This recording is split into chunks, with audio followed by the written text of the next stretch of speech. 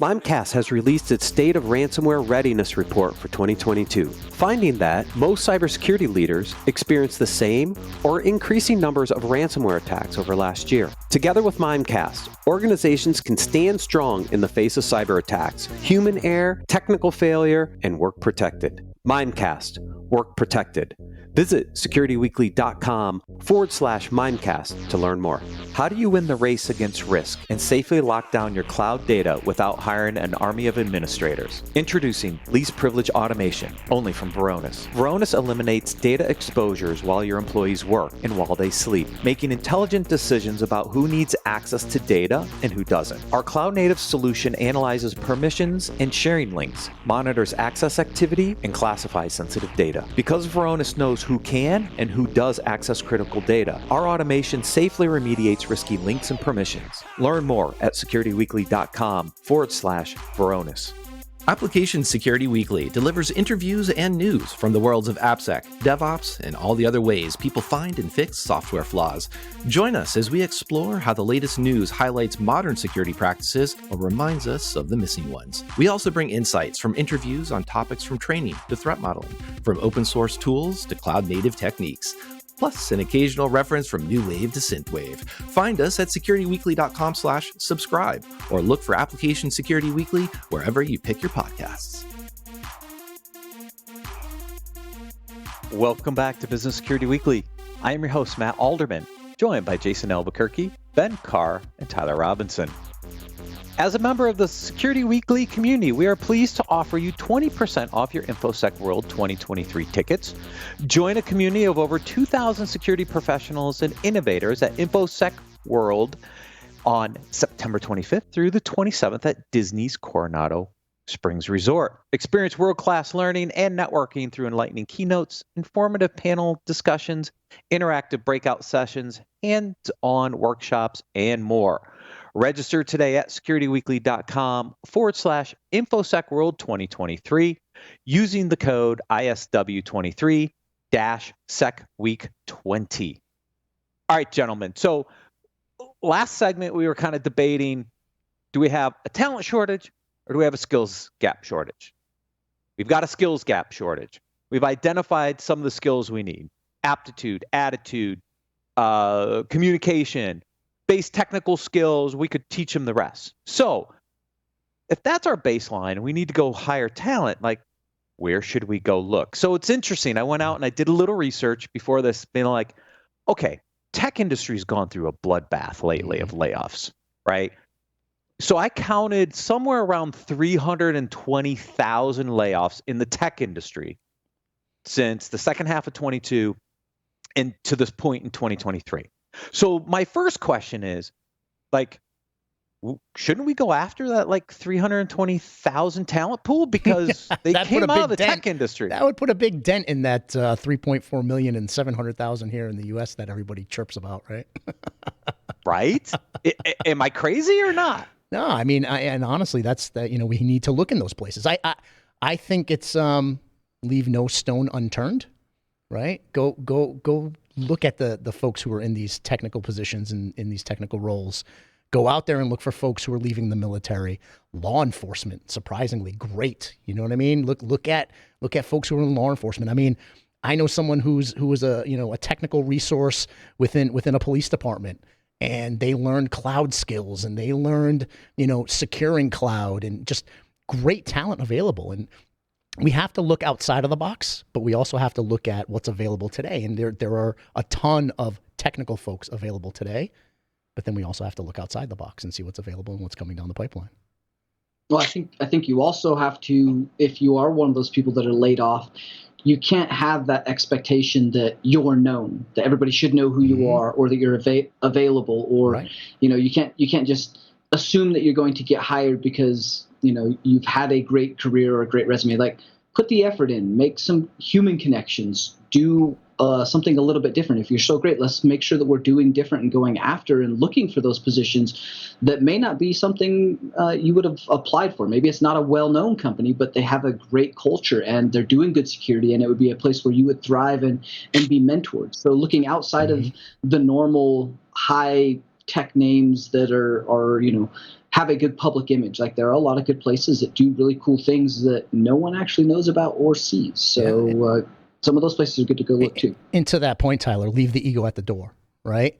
Because you may have left very tenured in an organization, but you may not be able to get a senior vice president role within an organization coming out of there, right? You gotta leave that ego at the door. I mean, I remember over the course of my career, I made a career move and my salary went down, right? My salary reduced, but I played the long ball, right? I played that long ball and said, this is going to be a catalyst for my career where I can do more long-term than I could have in the role that I was in. I took a salary cut. I left my ego at the door and I realized I need to go in, put the hard work in, get my name in this organization that was going to help propel my career future state.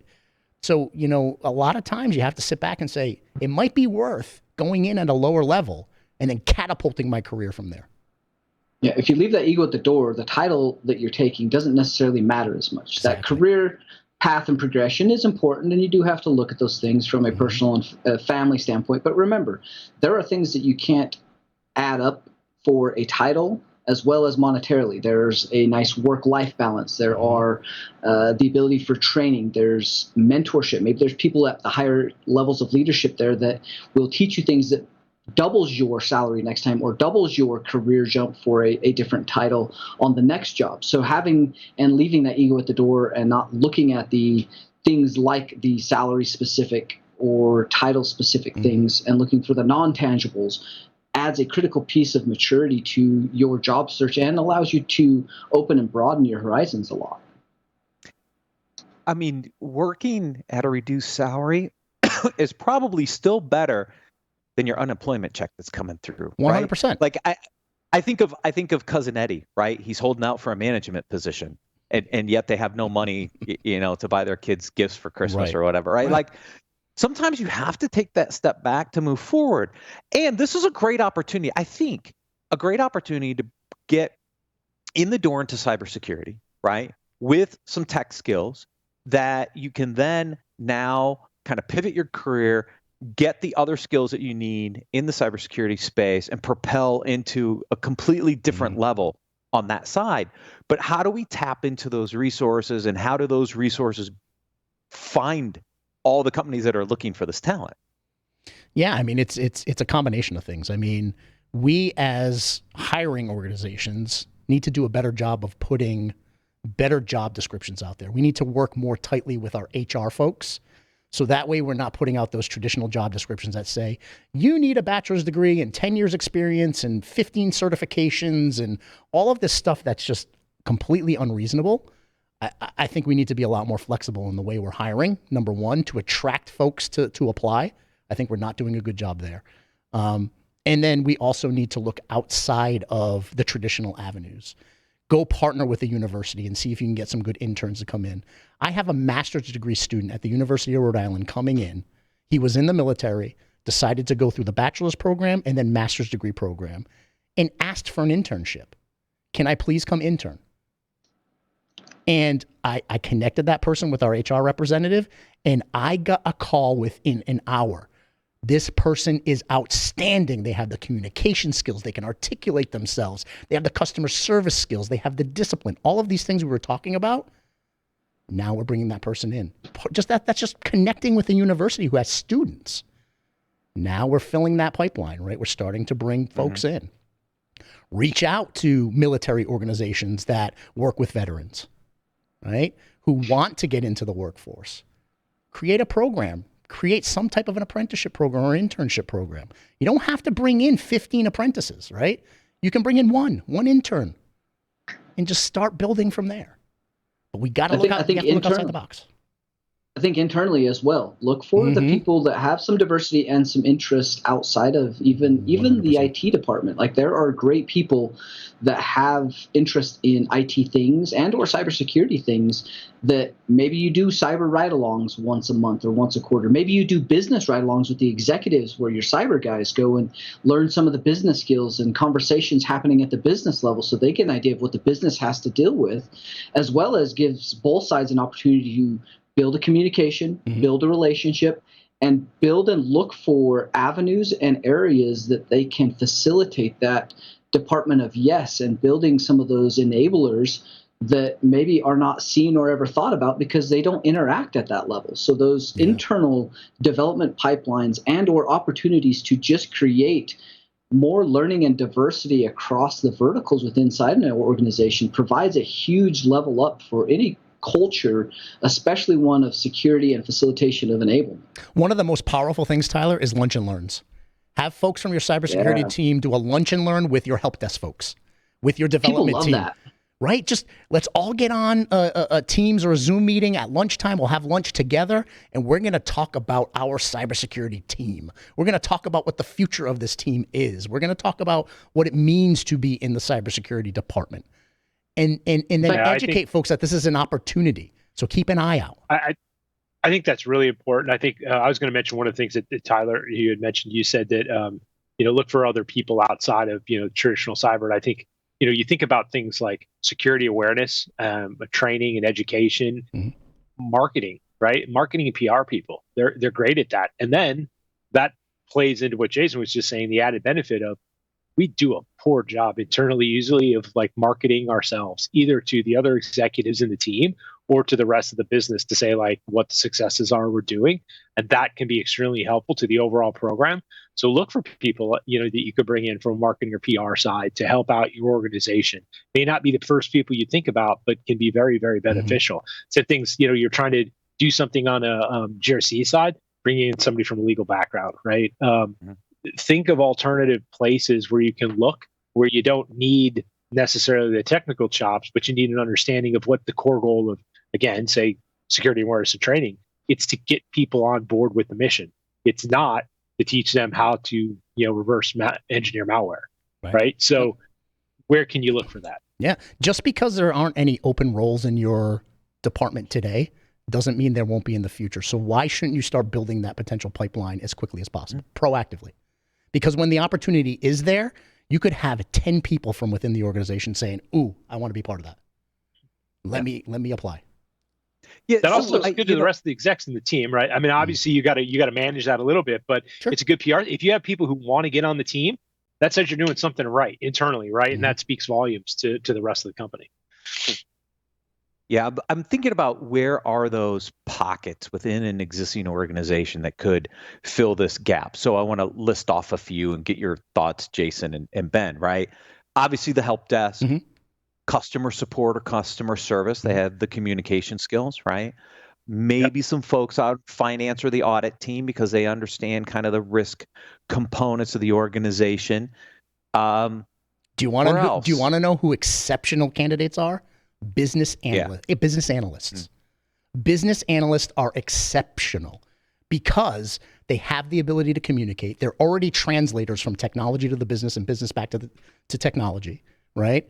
And they have a view of the organization, right? Because they're dealing with strategic programs within the organization. Business analysts are awesome. We have a senior manager right now who's actually he's on point to become a virtual CISO, a CISO for hire, right? A consultant. He started with me as a business analyst. Incredible talent, right? Because the technology acumen's there, the baseline is there, the communication skills are there, and the strategy is there. I'm telling you, you have to look at the entire talent pool. Analysts are great. Business analysts are absolutely great. Talk about a BSO role. A business analyst would be great at a BSO role. Yep. I would not leave out personality as well. Like if you know someone inside the organization that has a great personality, who is outgoing, who makes connections and has facilitated relationships, has a lot of relationships across multiple boards, like those are the people that maybe they've not even thought about a technical role, but they have acumen to do that. Like I would always go and look for those strategic people that have really high emotional intelligence, and they would be my inside guy inside of most of the verticals or a connection to the rest of the organization. Maybe you bring that in as a role later on once you start to expand, but making and facilitating and looking for that talent that has that emotional capability as well as a personality. Like it's really hard to articulate and hire for personality, especially in today's day and age. But as you do interviews and as you're looking for people, a lot of the other things come with it: the communication, the drive. All of those things are typically outwardly expressed via a personality. So keeping an eye on a personality, maybe someone doesn't get asked the right questions in an interview, but you see a personality, do a second interview and go after some of those non-tangibles that aren't often looked for. Jason, we've talked internships, apprenticeships, where to find talent, existing talent.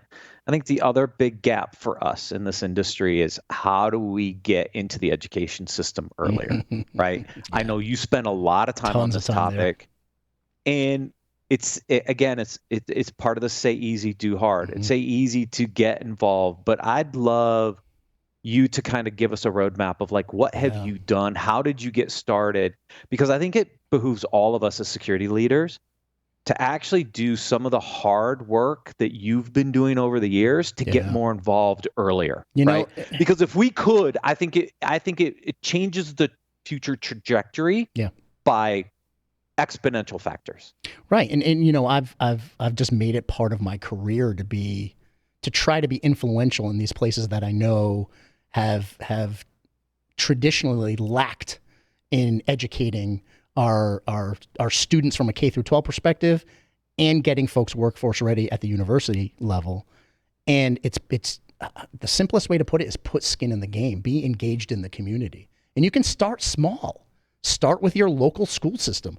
Start with your Girl Scouts like I did. You know what I mean? It's go help Girl Scouts get cyber badges so that way they know it's a career that they could actually look to become a cybersecurity professional in the future. So many. And it's a good trade-off. You get paid in cookies. You get paid in cookies, right? You eventually, and this is just a little bit behind the curtains about the Albuquerque family, but you eventually become the hub of the region for cookie delivery.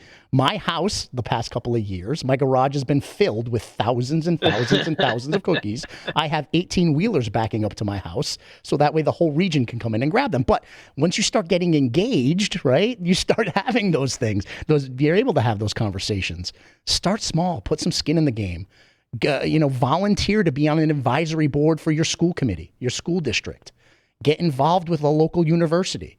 My goal was, this is the outset. The goal was, how do we create workforce-ready cybersecurity professionals at both levels? Graduating high school, put you to work right away. Graduating university, put you to work right away. The pet peeve that I had was that I would get folks from a university with a technical or a cybersecurity degree, and we would have to upskill them for 8 months before we could put them in front of a customer. That was a huge pet peeve of mine. And I said, we have to be doing this better. How can we do this better? And then I thought of myself. I did not go to college right away. Could I have been workforce ready if I knew I had the attitude and the aptitude, and I had the aptitude for technology out of high school? Would I have joined the military? I'm not going to trade that for a world. I love the fact that I did that, right? Because it gave me that knowledge of my aptitude, and then it stuck me in the School of Electronics and Communications in 29 Palms, California for the Marine Corps, and it set the pace for my career. But not everybody wants to join the military. How do we do that for kids in high school and get them on that path? We have to be involved. We can't just sit back and say, it's going to work itself out. It's not going to work itself out. It will not unless we get involved. To the point. I actually don't think this is it.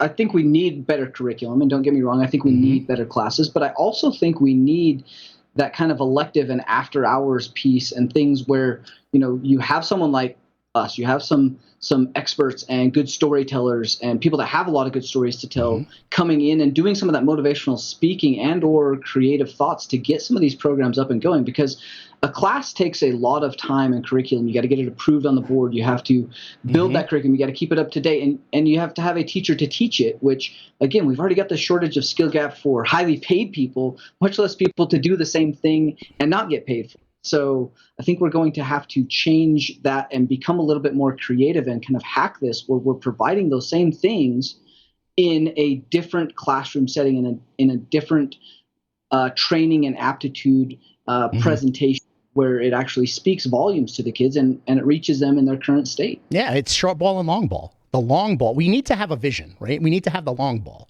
And that long ball is influencing our K through 12 organizations to the point where they're embedding it in the curriculum to some level, right? But the short ball is start building trust to influence. And it may be that. Come speak for, at your local high school about what it's like to be in a cybersecurity career. What opportunities are out there. And then eventually you'll have a superintendent who says, hey, I would love for you to come in and help me figure out how I can build a curriculum around this, how I can build an elective. It doesn't have to be a full curriculum that you build. It could be an elective that you help build, right? It could be, how do you come in and mentor a high school student and say, once you get to 11th grade, start doing some of these things on the side that can set you up for success, because we know you're not planning on going to college. Well, you're interested in cybersecurity. What? Do a summer internship, right? Go start looking down the path of these trainings. We just have to start building that relationship and that trust at those levels. And influencing the universities to update. They already have curriculum. They already have cybersecurity curriculum. The problem is that the majority of them that I dealt with over time, they weren't workforce ready. How do you influence them to make their students and their graduates workforce ready day one when they graduate? Yeah. Now, there are federal resources for the K to 12. We've had them on the show a couple different times. So there are resources out there. I think the challenge at the K to 12 is knowing where those resources are and driving some interest to create some curriculum. But I think the resources are there once you can build that relationship. On the college side, I think is a little harder. I did a search before the segment. I saw that there were 226 bachelor degree cybersecurity programs out there, right? But to your point, are they getting degrees that are job ready? And so now you got to take that 226 and then really start to dissect them to see, well, what's missing in the curriculum that doesn't make them job ready? Because the last thing you want to do is take a 4-year graduate and then spend another 8 months of education to get them up and ready to go. Yeah, and that's where you connect. I mean, every university for their programs has a chair of that program, right? Someone who chairs the curriculum.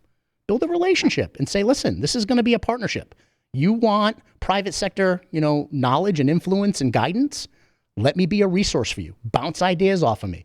Let's just talk about what, university students, what graduates need. And then just slowly influence that, right? And slowly have conversations, and it can start moving the needle on the curriculum.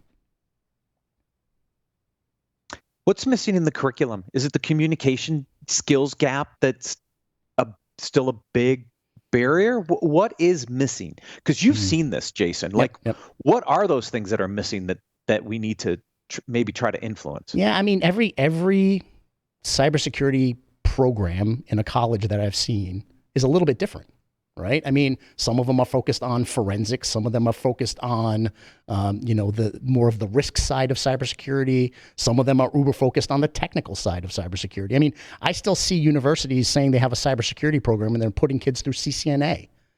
I mean, unfortunately, that's not a cybersecurity program. Is it giving you the core networking skills that you need? Sure. But is it with kind of blinders on and only focused on network? Yes, 100%.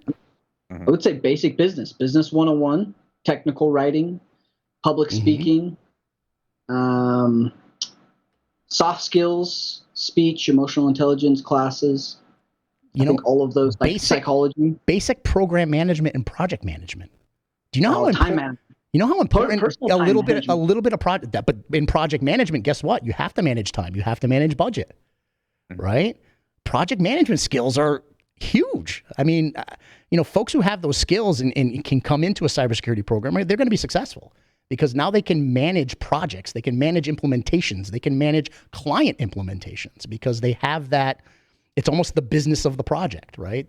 So they can manage timelines and they can manage communication with stakeholders. It's huge.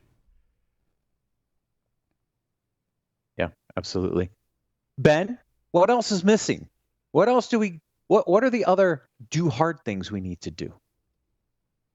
Look, from my perspective, I mean, it is a lot of the soft skill items that we're just not seeing from people, right? But there's still, I think, if you're looking at entry level positions, it's the practical application. It's easy to learn a specific tool. What's the practical application? How do you apply it in real life, right? What's the risk and why do we care about that? it's even just presentation skills, right? Having somebody being able to put to a PowerPoint that actually conveys an idea, and like, why do people care about it? How, we train people all the time when we bring them into the org, like when we're making a presentation that we're going to share with the rest of the executives, it's not 100 slides, right? It's key points. It's how do you get to the meat of the subject? I mean, even at other CISOs I've seen who've done presentations, I mean, they're still presenting on kind of a rudimentary level about, technical risk, not business level applications. So I think really getting across the need that people need to understand business and how it works, as well as the cyber piece. And those are the unicorns, people who come in and articulate that they actually understand the risk, right? If you're sitting down to interview and they can go through the topics about the technical aspects, but you ask them a little bit deeper and you'd say, well, why is this important for the organization?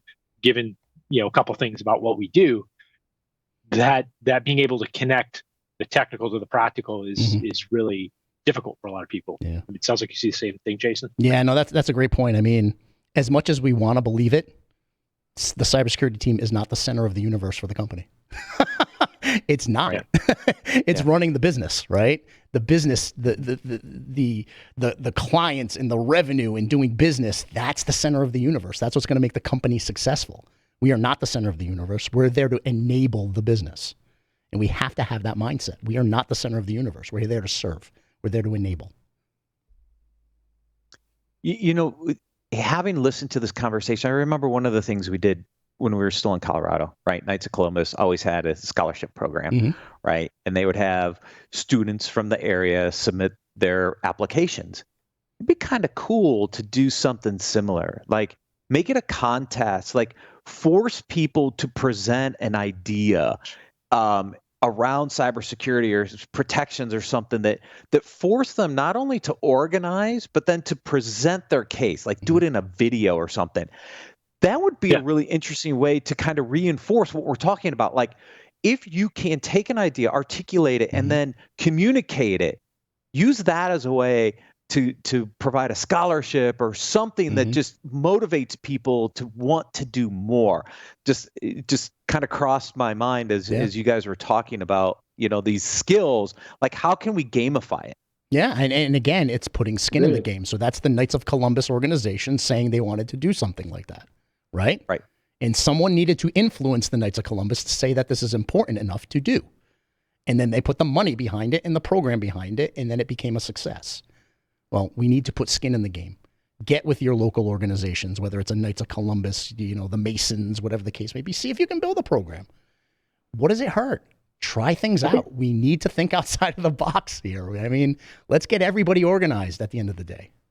I think that's also a great place to internally work with your HR. Like having had cybersecurity and or HR, getting some of that creative motivation and hacker mindset behind how they're doing the hiring, at least for your vertical or your department, it becomes very important to hire the right candidate. So help your HR do that effectively. Come up with creative ways to do that, especially for your positions where they do have to send in a video resume or they do have to send in a report or do a pen test on an arbitrary target or in a cyber range. All of those things provide much more data points for you to make analytical determinations as to whether or not this candidate can be fruitful in your organization and whether or not you can provide enough for them on the other end of that, and they can grow and mature and potentially move on at some point, which is also a good thing. Making sure that we're not keeping everybody retained to our organization where they're not prospering. Like it serves everyone well to send them on, get them mentored, and then let them move on to a bigger organization. And you're going to build business relationships that long stand if you allow people to do that and to do that effectively. Jason, the one thing that I took away from this segment, this episode, and you kind of set it up on the previous episode a little bit. Security is a service. Yeah. And we have to have a service mentality, which means we have to get involved. We have to do something about it, right? And if we're going to fix the skills gap issue, then it's up to all of us to do something about it. You're the epitome of this. You've done, I think, such a fabulous job in getting involved and driving this. If we can just get people that listen to this segment to get involved, will make a huge impact. And that's the hard part. That's right. the do hard part, is to actually do it. Yeah. Outside of your workday, instead of going off and maybe, watching Netflix, align with an organization where you can just give some time back. Right. Instead of sitting on the couch watching the boob tube, I'd get involved with the Rhode Island Department of Education. Right. I'd sit on their advisory board, which was a meeting at 7:00 at night. It is what it is, right? But if we want to move the needle, we have to do that. I would take Saturdays and meet with Girl Scouts. I would take, my lunch time and meet with Rhode Island Department of Ed or, a local school district CTE advisor. I would meet with the governor's workforce board, and it's just getting those places where you can plant seeds and influence. We got to put skin in the game, and it's got to be outside of our normal workday. It just has to be. If we want to move the needle, we need to volunteer. Volunteer means your time, but you have to be passionate about it. And that's the one thing that I have, is that it really bothered me that we're not evangelizing cybersecurity to the level we should. We're not showing students and kids what's available to them in the future, where they could be, where they could go in cybersecurity, what that could be for a career. And then we're not allowing our college students to hit the ground running when they graduate. That was a huge pet peeve. It bothered me to the core, to the point where I said, I'm going to put so much elbow grease into this. I'm going to start making connections around everywhere I possibly can to at least plant seeds. And those seeds, after planted, started to grow. And once those seeds grew, more and more influence, more and more trust, more and more ability to change and move the needle. We have to. Agreed. We have to get involved. Mm-hmm. Gentlemen, thank you for joining me for this segment. Thank you, everyone, for watching and listening. We'll see you next week on Business Security Weekly.